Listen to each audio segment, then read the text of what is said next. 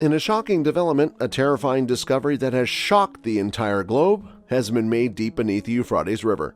The things that can be found beneath the surface of the sea are incomprehensible, and the repercussions that this finding could have are nothing short of horrific. Join us as we investigate the unexplained results and make an effort to establish the reality behind what has the potential to be the most startling finding of our generation.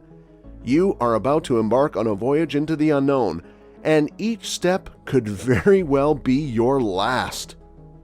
The Euphrates River is not only one of the world's oldest rivers, but also one of the most significant rivers. This river is the site of a significant amount of historical events. The Euphrates River is in the process of drying up as it flows across portions of Western Asia. Although it flows through Syria and Iraq, the Euphrates River is named after Turkey, where it originates. Before it reaches the Persian Gulf, the river flows into the Tigris and combines with it.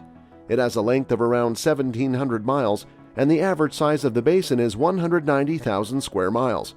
The length of this river surpasses that of any other in Western Asia. Because there is typically more precipitation and runoff from melting snow during the months of April and May, the water level is typically higher. By the river, you can still see remnants of the original vegetation. In the mountains of southeast Turkey, for instance, the Euphrates River flows through xeric woods. Along the coast of the river, you will also find a variety of plants and trees, such as rose and plum trees, pistachio trees, and oak trees. Cereal grains like wheat, rye, and oat are typically grown in areas that have a greater prevalence of arid conditions. A city that was 3,400 years old and had emerged from the Tigris River in Iraq as a result of drought required a group of archaeologists to work quickly in order to complete their investigation before the city vanished once more. They were able to find over 100 antique clay tablets thanks to their quick reaction, and one of the researchers described both the discovery and the fact that the tablets had survived being submerged underwater for such a long time as a miracle.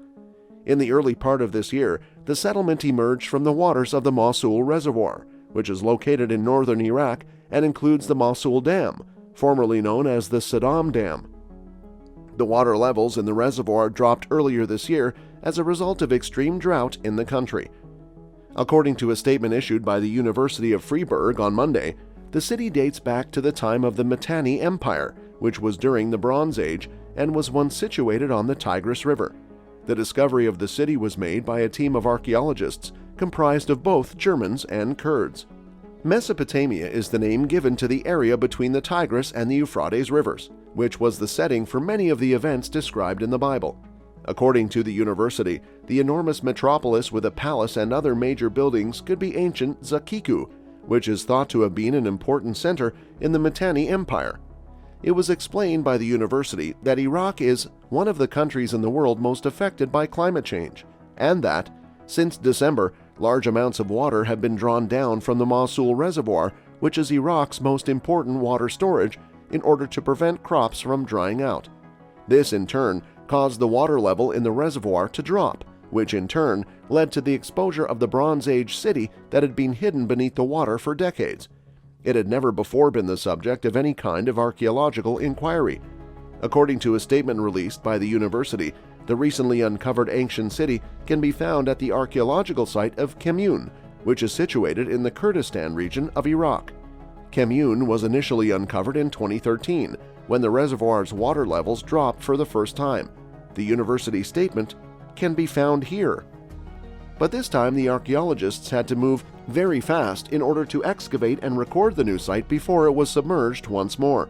The excavations were led by Kurdish archaeologist Hassan Ahmed Qasim, who is also the chairman of the Kurdistan Archaeology Organization, as well as German archaeologists Ivana Pulich of the University of Freiburg and Peter Pfalzner of the University of Tübingen.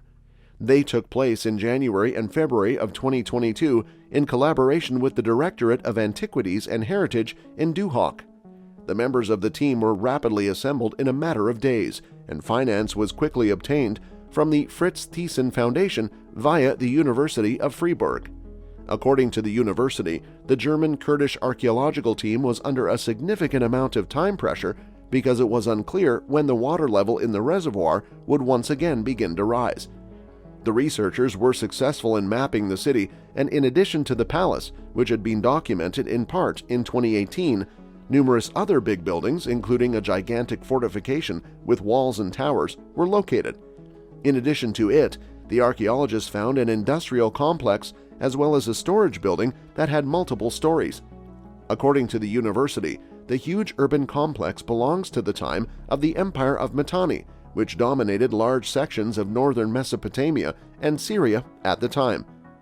According to Puljij, the massive magazine building is of great importance since it must have kept enormous quantities of products, perhaps collected from all around the region.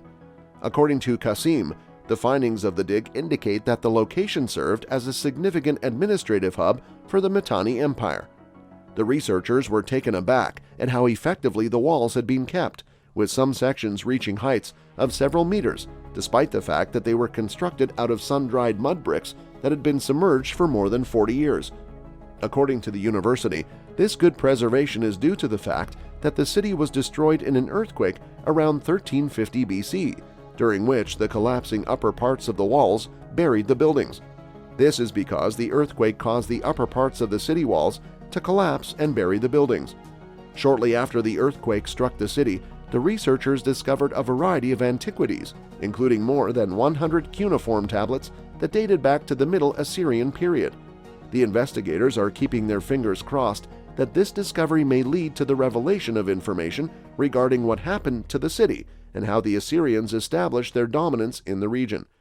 According to Falsner, the fact that cuneiform tablets constructed of unfired clay survived so many decades submerged in water is almost a miracle. In order to protect the structures from being destroyed when the water level once again rose to its previous level, the researchers used gravel and plastic sheets that fit tightly around the structures they excavated. According to the university, the location is once again entirely underwater at this point. Not only is the Euphrates River stunning, with scenery that is sure to take your breath away, but there is a great deal of historical significance surrounding the river as well.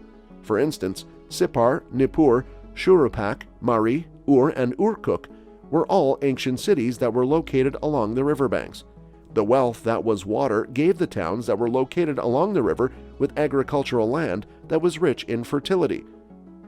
Texts written in cuneiform that were discovered in Shuruppak and pre-Sargonic Nippur include the first known references to the Euphrates River. It was created in the middle of the 3rd millennium BCE. An ancient Sumerian word for it was Buranuna, and people refer to it by that name. The name of the river is pronounced similarly to that of an ancient city that can be found in what is now the country of Iraq. There is a good chance that the city and the river were divinely tied to one another in some way. Why has the Euphrates River been shrinking in size for the past several years? The various dams, the droughts, the water regulations, and the abuse of water are only a few of the many reasons why. There are a lot of families in Iraq that rely on the river, and all of them are in severe need of water. The lack of precipitation in recent years is the primary factor contributing to the evaporation of the Euphrates River. They are facing the worst drought they have ever experienced in Iraq right now. Climate change and rising temperatures are additional issues that have become problematic in Iraq and the surrounding area in recent years. Since many decades ago, this has been an issue. The drying up of the river will have an impact on more than 7 million people. Crops are failing as a result of little rainfall, excessive temperatures, and the drying up of the river. This has resulted in over 800 families abandoning their homes in the communities located near the Euphrates River. Regrettably, the historical river Tigris is also suffering from a decrease in water levels and is drying up. The water levels in the lake that was created by the Euphrates Dam in eastern Syria have just dropped, making it possible to explore a huge ancient burial site that was previously submerged. The site, which dates back to the Byzantine civilization in the Raqqa province, sprawls over large areas on the eastern bank of the Euphrates Dam, also known as Tabqa Dam Lake. The decrease in water levels of the Euphrates and Tigris that has occurred over the course of the last 3 years has made it possible for a great number of archaeological sites that were previously covered by the waters of these two rivers, which flow through Syria, Iraq, and Turkey, to be exposed. These archaeological sites were previously covered by the waters of these two rivers. These rivers flow through Syria, Iraq, and Turkey. Over the course of the past few years, The water levels in the Euphrates River has decreased to levels that are considered to be dangerously low. The quantity of water that is transferred from Turkey into Syrian territory is less than 200 cubic meters per second, which is less than half of the quantity that Turkey and Syria agreed upon in 1987. According to Abdul Razak al-Aliawi, an engineer and former director of Syria's maintenance department for the Euphrates River, the riverbed has witnessed 6 historical eras, including the Sumerian, Akkadian, Assyrian, Greek, and Byzantine eras, in addition to the Islamic era. This information was provided to Al-Monitor by al-Aliawi.